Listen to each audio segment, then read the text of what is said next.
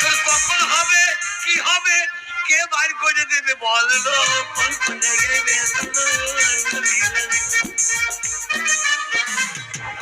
আমাকে বিয়ে করবে না?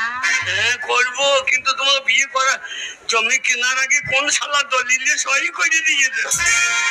এই শালা দলিলে সই করে দিয়েছে। ও মশাই আমাকে বিয়ে করবে না? চুপ! বিয়ে করো করো করো করো। আমি বিয়ে করবো না।